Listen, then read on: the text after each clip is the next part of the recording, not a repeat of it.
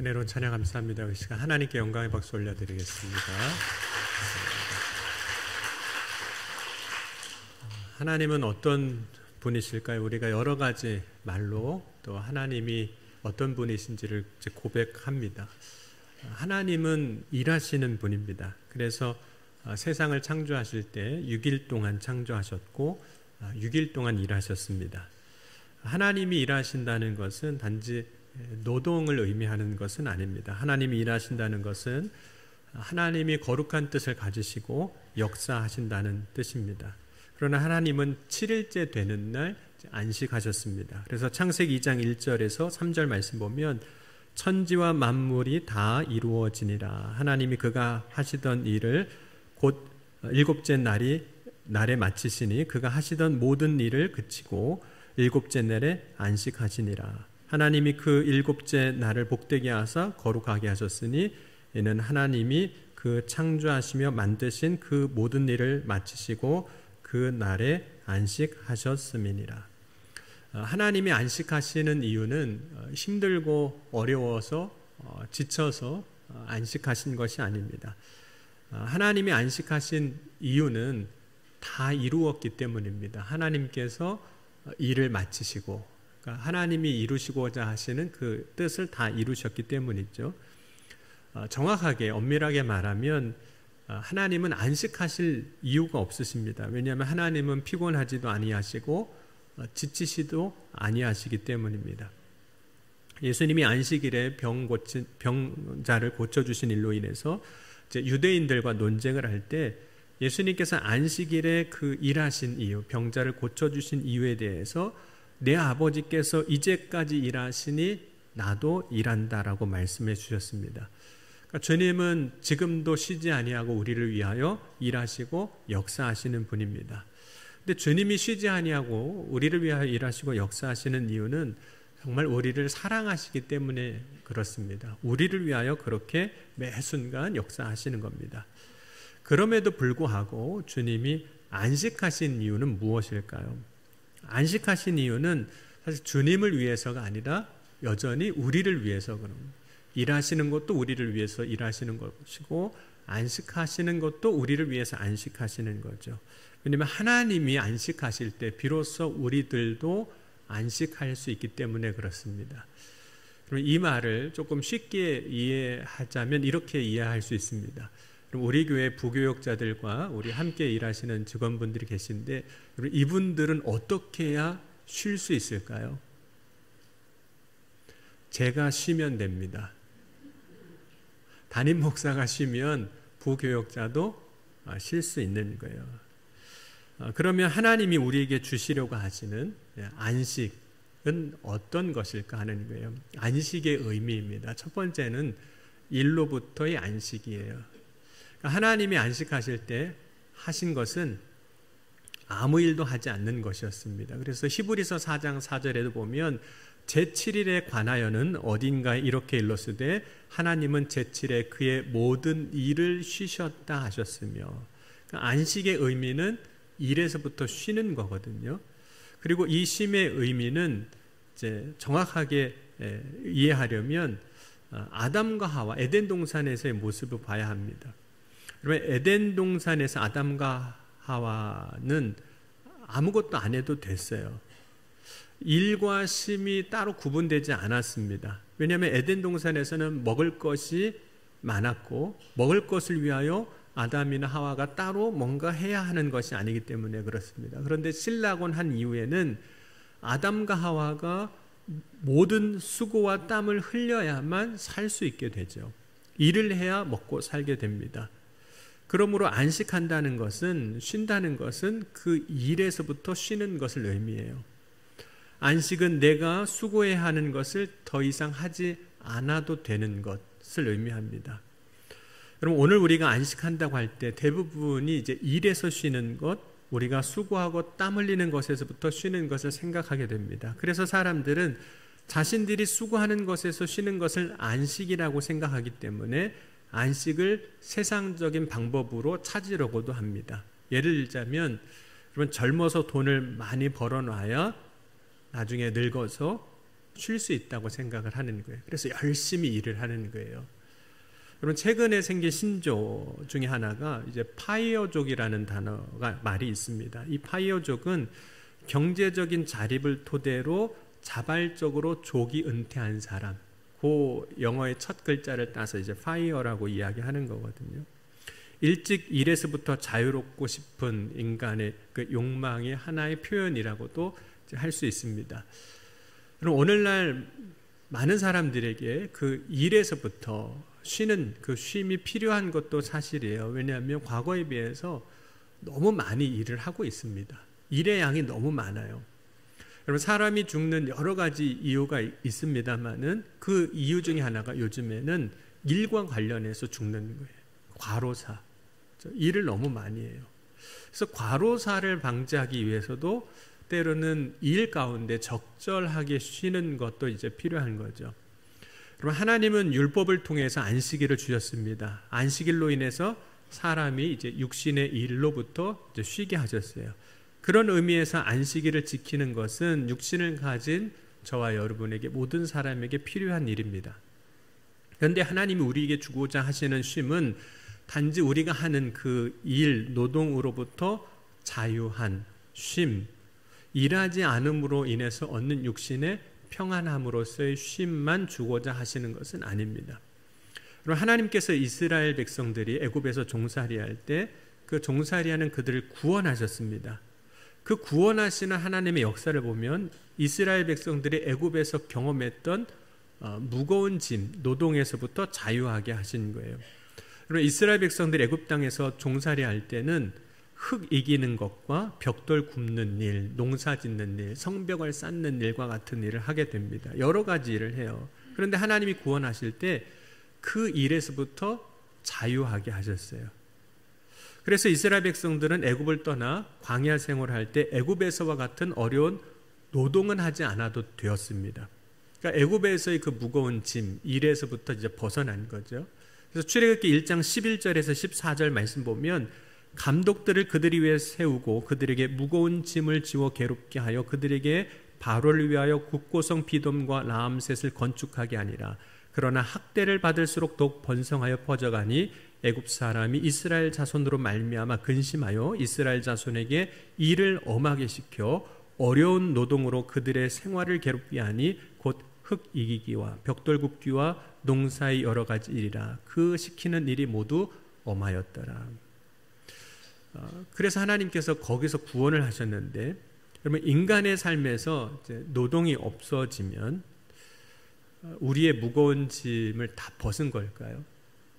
일하지 않아도 먹고 살게 되면 우리의 무거운 짐은 다 벗어지느냐 하는 거죠.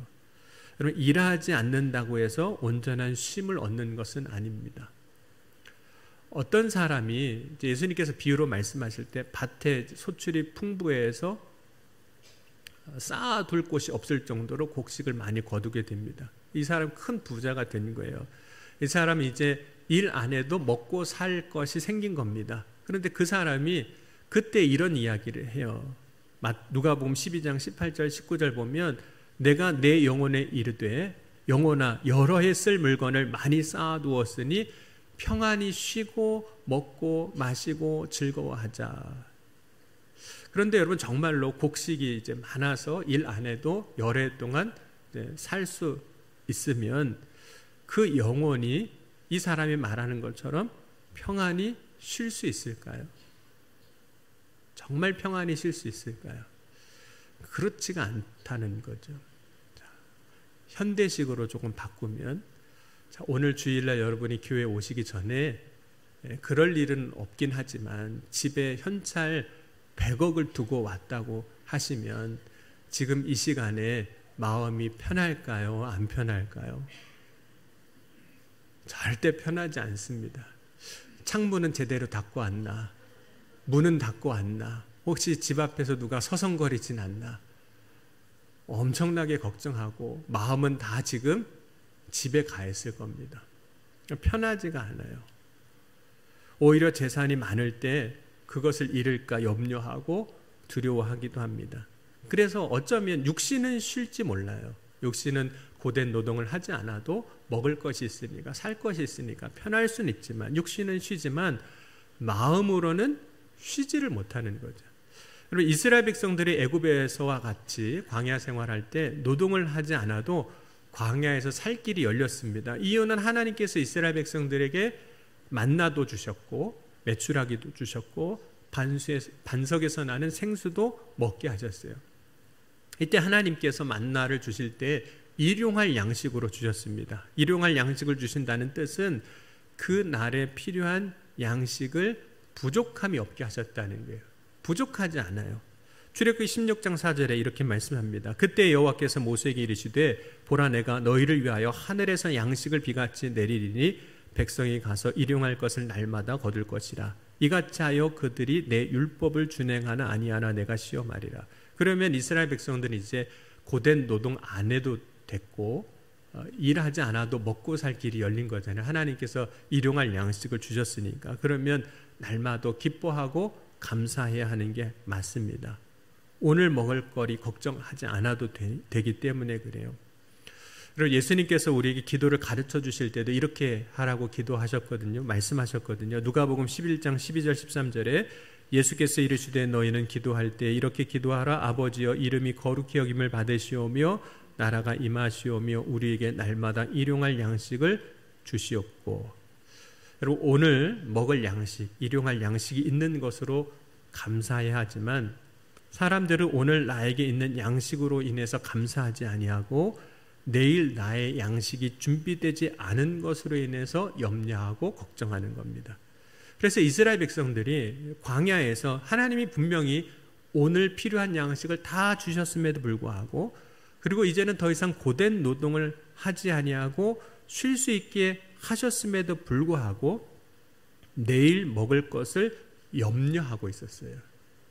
그러니까 일을 하지 않아도 먹을 게 있는데 그런데도 여전히 염려하고 있는 거죠. 일을 하지 않는 육신의 쉼은 얻었습니다. 양식도 얻었습니다. 그런데 마음의 쉼은 없는 거예요. 어쩌면 저와 여러분이 이 순간 의자에 앉아서 예배 드릴 때 육신의 편안함을 가지고 좋은 자리에 앉아 있지만 마음으로는 여전히 우리가 여러 가지 일로 염려하고 걱정하고 있는 분들이 있을지 모르겠습니다. 그렇다면 그분들은 안식하지 못하고 있는 거예요. 마음의 쉼을 얻지 못하기 때문에. 그럼 마음의 그 쉼을 얻지 못하는 이유는 사실 믿음에 있는 겁니다. 믿음의 문제예요. 여러분, 사람의 마음에 믿음이 있지 않으면 여러 가지 우리가 인생 가운데 만나는 일들이 얼마나 많습니까? 그 여러 가지 일들로 인해서 계속해서 염려하고 걱정하고 두려워합니다. 여러분, 예수님은 염려하는 사람들에게 마태복음 6장 25절에서 30절까지의 말씀에 이렇게 말씀하셨어요. 어찌하여 염려하느냐? 믿음이 작은 자들아. 사람을 쉬지 못하게 하는 것이 염려입니다. 일만 사람을 못 쉬게 하는 게 아니에요. 염려도 걱정도 두려움도 우리를 쉬지 못하게 하는 거예요. 사람들은 염려가 아무것도 하지 못하는 걸 알고 있습니다. 이런 말씀이에요. 마태복음 6장 27절, 너희 중에 누가 염려함으로 극히를 한 자라도 더 할 수 있겠느냐. 이 말씀에 다 아멘이라고 대답은 해요. 그렇지, 염려가 우리를 어떻게 할 수는 없는데, 그런데 여전히 그럼에도 불구하고 염려로 살아가요. 걱정으로 살아가요. 그래서 그걸 못 나요. 여러분, 오늘 이 아침에 염려 걱정은 이 시간 다 놓고 집으로 가실 수 있기를 주의 이름으로 간절히 축원합니다. 그래서 몇 주 전에 설교할 때도 그 말씀 한번 드린 것 같아요. 교회 앞에 쓰레기통을 큰 거 하나 갖다 놔야겠다고. 와서 갈 때는 염려 다 거기다 놓고 가고 다 버리고 가시라고. 그렇죠? 그러니까 여러분들이 혹시 밖에 쓰레기통이 안 보여도 목사님이 여기다 버리고 가라고 그랬으니까 버리고 가셔도 돼요. 눈에 안 보이는 거니까 버리고 가시면 돼요. 여러분, 근심과 걱정 혹은 두려움으로 마음의 짐을 무겁게 지고 사는 사람들이 너무 많습니다. 그럼 베드로전서 5장 7절에 이렇게 말씀하고 있습니다. 함께 같이 읽어보겠습니다. 너희 염려를 다 주께 맡기라. 이는 그가 너희를 돌보심이라. 그러니까 우리의 마음의 이 짐을 해결하는 중요한 열쇠가 다 주님께 맡기는 데 있어요. 맡겨야 되는데 잘 안 맡기려고 하는 거죠. 여러분은 주님께 다 맡기실 수 있으시겠습니까? 맡겨봐야 알죠. 네.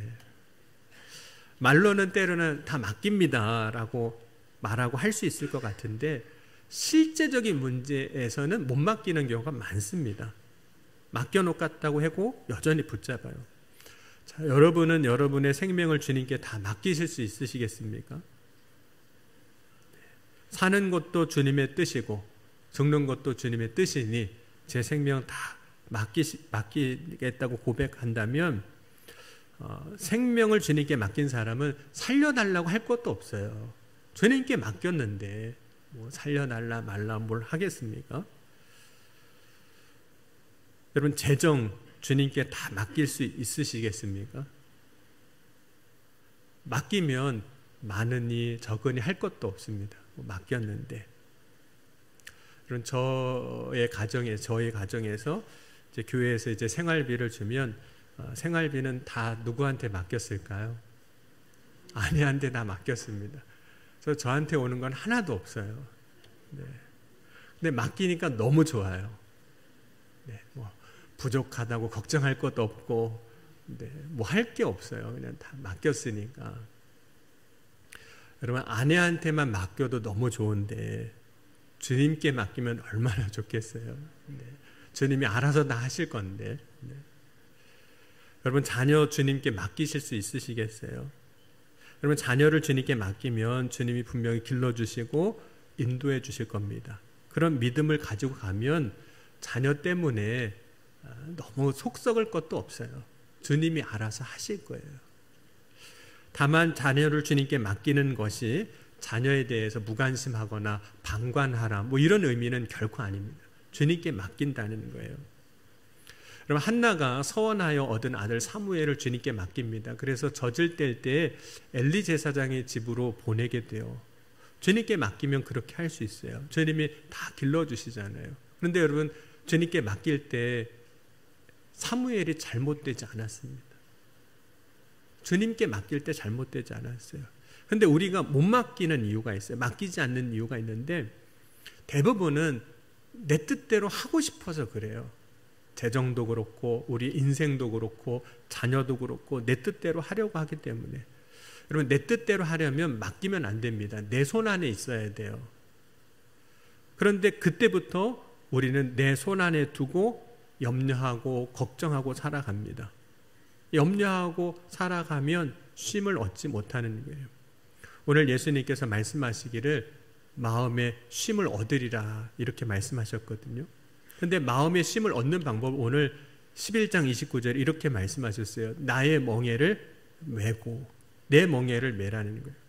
여러분 주님의 멍에를 메는 것이 어떻게 우리에게 쉼이 될 수 있는 걸까요? 오히려 더 짐지는 거 아닙니까? 주님의 짐까지 내가 다 줘야 되는 거 아닌가? 그런데 예수님이 내 멍에를 메라고 말씀하신 이유는 주님이 우리의 멍에까지도 사실 메주시겠다는 뜻이에요. 대신 지워주신다는 거예요. 여러분 멍에는 두 마리의 소나 나귀 등에 목이나 쟁기를 얹어서 수레를 끄는 목재를 의미합니다. 그래서 이것은 때로는 비유적으로 전쟁포로나 노예에게 씌우는 것 의미로 굴종의 의미를 갖기도 해요. 억압과 복종을 의미하기도 하고 죄짐을 의미하기도 합니다. 그래서 멍에에 대한 부정적인 이미지가 있기 때문에 이 멍에를 맨다고 할 때 우리가 더 힘들어지는 것처럼 느껴지는 거죠. 그래서 예수님께서 내 멍에를 메라고 말씀하시는 것이 이해가 안 되는 겁니다. 하지만 예수님이 내 멍에를 메라고 하신 이유는 예수님이 어떻게 인생의 집을 가볍게 해주시는지 설명해 주시기 위해서예요.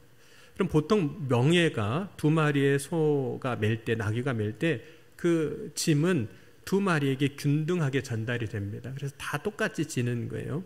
그런데 하지만 예수님이 내 멍에를 메라고 하실 때 그때 멍에는 우리에게 주어지는 무게가 없다는 뜻이에요. 그러면 이 이야기를 좀 이해하시려면 군대 갔다 오신 분이 조금 이해하시기가 쉬울 것 같은데 훈련할 때 혹한기나 유격훈련할 때 목봉을 가지고 하는 훈련들이 있습니다.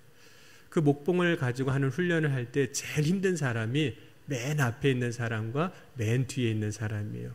그 사람은 어떻게 할 수가 없습니다. 왜냐하면 무조건 붙잡고 있어야 되니까. 근데 가운데 있는 사람은 너무 편해요. 잡고 있는 척만 하면 돼요. 왜냐하면 앞뒤에 있는 사람이 다 들고 있는 거예요. 여러분, 주님이 내 멍에를 매라고 말씀하시고 내 멍에를 매는 사람은 가벼움을 경험하리라고 말씀하셨습니다. 예수님이 내 멍에는 가볍다고 말씀하신 것이 그런 의미예요. 왜냐하면 주님이 매주실 거니까. 근데 주님이 매신다는 것은 결국 우리가 주님께 맡기는 것이기도 해요. 주님께 맡기는 것. 주님은 우리의 마음의 무거운 짐을 다 짊어지세요. 그래서 우리가 마음에 쉼을 얻게 하시는 분입니다. 그래서 여러분, 쉼을 얻은 사람은 잠을 자요. 그러니까 여러분, 오늘 이 시간 옆에서 예배 드리다가 혹 주무시는 분이 계시면 주님 안에서 쉼을 얻고 계시는 거구나. 그렇죠? 얼마나 평안하면, 그렇죠? 마음에 염려도 없고 걱정도 없고 두려움도 없으니까, 그렇죠? 자는 거죠. 여러분, 예수님께서 멍에를 매는 것은 결국에는 우리의 죄의 짐도 짊어지신 거예요. 그러니까 마음의 짐도 짊어지시고 죄의 짐도 짊어지신 거예요. 여러분, 예수님이 십자가에서 고난 당하시고 죽으실 때 저와 여러분의 모든 사람의 죄의 짐을 다 짊어지셨습니다. 그래서 예수님으로 인하여 우리가 죄의 짐에서 자유하게 된 거예요. 여러분, 죄의 짐은 사실 여러 가지 형태로 우리의 인생에 나타나는데 그 중에 하나가 이 죄책감입니다. 죄에 대한 책임감이라고도 할 수 있는데 이 죄책감이 우리를 굉장히 힘들게 만들어요. 과거에 특별히 한국이 더 그런데 많은 어른들이 죄책감에 시달렸어요. 특별히 이 죄책감은 자녀에 대한 것으로 부모에게 많이 나타나기도 했었거든요.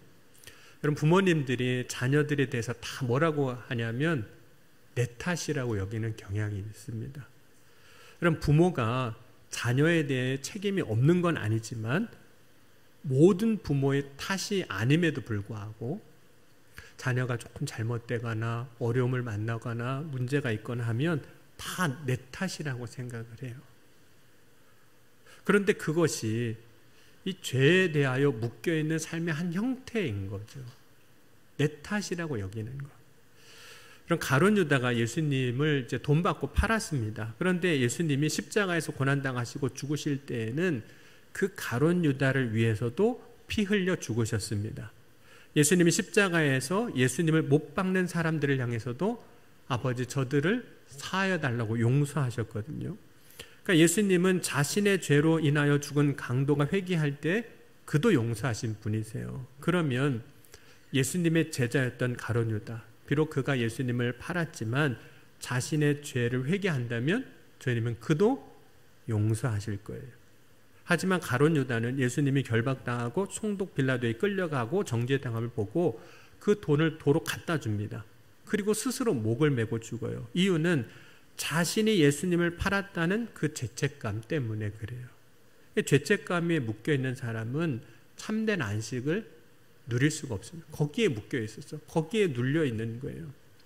근데 많은 사람들이 이 죄책감을 넘어 실제로 죄의 짐에 눌려 있기도 하다는 거예요. 이 죄의 짐이 무엇인지를 보여주는 한 사건이 있는데 가인이 이제 아벨을 죽이잖아요. 창세기 4장에 보면 그때 가인이 아벨을 죽이고 난 다음에 하나님 앞에 이런 이야기를 합니다. 창세기 4장 13절 14절 보면 가인이 여호와께 아뢰되 내 재벌이 지기가 너무 무거우니이다. 주께서 오늘 이 지면에서 나를 쫓아내시온즉 내가 주의 낯을 배웁지 못하리니 내가 땅에서 피하며 유리하는 자가 될지라. 무릇 나를 만나는 자마다 나를 죽이겠나이다. 그래서 죄의 짐에 지금 눌려 있는 거예요. 자기가 동생 아벨을 죽이고 죄의 짐에 눌려 있어요. 죄벌지기가 너무 무겁다고 이야기합니다. 근데 이 모습이 가인의 모습만이 아니라 아담 이후에 모든 저와 여러분 인간의 모습이기도 해요. 죄의 짐에 다 눌려 있습니다. 이러한 죄의 짐에 대한 눌림은 죄에 대한 심판, 그 심판에 대한 두려움으로 나타나는 거죠. 왜냐하면 죄의 삭은 사망이기 때문에. 그런데 죄의 짐에 눌려 살면 결국은 그거에 묶여 사는 거예요. 죄의 종 노릇하고 사는 겁니다. 하지만 예수님은 이 죄의 무거운 짐에서 우리를 다 자유케 하셨습니다. 예수님은 모든 사람의 죄를 다 벗겨주셨어요. 십자가에서 고난당하시고 죽으심으로, 십자가에 피 흘려 죽으심으로 모든 사람에 대한 죄의 용서를 다 이루셨습니다. 그래서 예수님이 십자가에서 말씀하실 때 다 이루었다고도 말씀하신 거예요. 그러니 예수님 앞으로 나아가기만 하면 우리가 죄의 무거운 짐에 눌리는 것이 아니라 눌림에서 벗어나 쉼을 얻고 안식을 누리는 겁니다. 예수님이 구원받은 강도에게 말씀하신 것처럼 낙원에 이르게 되는 거예요. 그게 쉼인 거예요. 그럼 로마서 6장 23절, 죄의 삭은 사망이요 하나님의 은사는 그리스도 예수 우리 주 안에 있는 생명이니라. 그럼 죄의 짐에서 벗어날 때 하나님이 주시는 기쁨이 있습니다. 그것은 새로운 삶에 대한 기쁨이에요. 이전 것은 지나가고. 여러분, 과거에 묶이지 않는다는 게 얼마나 놀라운 축복인지 몰라요. 새로운 삶을 살 수 있다는 게 얼마나 놀라운 축복인지 모릅니다. 이 새로운 삶의 시작은 예수 그리스도를 믿음으로 말미암아 시작된 하나님의 자녀의 삶인 거죠. 하나님 나라에서 영원히 살아가는 소망의 삶입니다. 오늘 시간 저와 여러분이 예수 그리스도를 구주로 믿음으로 말미암아 그리스도 예수 안에서 주시는 그 참된 쉼을, 안식을 얻을 수 있기를 주의 이름으로 간절히 축원합니다. 그러면 이 시간 우리가 한번 우리에게 또 우리의 믿음의 공동체 안에 한번 물어볼 게 있습니다. 그러면 나는 주 안에서 안식하고 있는가 하는 거예요. 여러분 어떠세요? 주 안에서 지금 안식하고 계세요? 네, 평안하시죠? 네, 마음의 염려 근심 이제 다 버렸고, 네, 죄의 눌림, 죄책감에서 다 벗어나셔서 하나님 주시는 그 영생을 가지고 살아가고 계십니까? 우리 교회는 그런 공동체인가요? 여러분, 주 안에 있는 나에게 딴 근심 있으랴. 이 찬송이 여러분의 삶 가운데 늘 고백이 되고 계신가요? 우리 교회가 주 안에서 정말 쉼을 누리고 있는 믿음의 공동체입니까? 주 안에서 쉼을 누린다는 게, 그 믿음의 공동체가 세워진다는 게 어떤 걸까요? 여러분, 주 안에서 누리는 쉼이란 단지 아무런 일도 하지 않는 공동체, 이런 의미는 아닙니다. 교회가 세워지기 위해서는 주님의 몸된 교회를 세우기 위하여 일하는 것도 필요해요. 오늘도 다 각자의 자리에서 일하고 계시잖아요. 그렇다면 주 안에서 쉼을 얻는 공동체란 어떤 의미일까요? 주 안에서 쉼을 얻는 공동체란 주님의 몸된 교회를 일하는 것이 어떤 종류나 어떤 봉사이든지 마음의 부담이거나 짐이 되는 것이 아니라 기쁨이 되는 것이라는 거예요. 일부 때는 아멘 성가대한테 물어봤거든요. 아침부터 일찍 나오는 게 부담이세요? 기쁨이세요? 이렇게 여쭤봤는데, 자, 할렐루야 성가대한테 여쭤보겠습니다. 네, 아침부터 일찍 나와서 연습하고 또 밥 먹고 또 연습하는 게 부담이세요? 기쁨이세요? 네, 억지로 대답하는 건 아니시죠? 네. 그게 쉼이에요. 주 안에서 누리는 쉼이에요. 너무 기쁜 거예요. 그런 때로는 우리가 어떤 일을 하다 보면 부족한 게 있어요. 사람이기에 우리의 능력이 부족하고 우리의 됨됨이가 때로는 부족할 수도 있죠. 그런데 부족함에도 불구하고 우리가 때로는 수고하고 애쓰는 이유는 우리 안에 주님을 사랑하는 마음이 있기 때문입니다. 그런데 여러분, 우리는 그런 마음을 알고 부족하지만 애쓰고 수고하는 사람들을 칭찬하고 계속 일할 수 있게 해줘야 되거든요. 근데 어떤 때는 그렇지 못할 때가 있어요. 그러면 너무 힘든 거예요. 주 안에서 쉼을 못 누리는 경우들이 있는 거예요. 그럼 때로는 교회 안에서 일을 하다 보면요, 힘들고 어렵다고 말하는 것을 들을 때가 있습니다. 그 말에 귀를 기울여주고 그가 힘든 것을 인정해주고 때로는 힘든 것을 잠시 쉴 수 있도록 허락해주는 것이 주 안에서 쉼을 얻게 하는 방법이기도 해요. 왜냐하면 쉼은 재충전의 시간이 분명히 됩니다. 여러분, 엘리야 선지자가 사역을 하는 중에 너무 힘들었어요. 그래서 엘리야가 하나님 앞에 이런 이야기를 합니다. 여호와여 넉넉하오니 지금 내 생명을 거두시옵소서.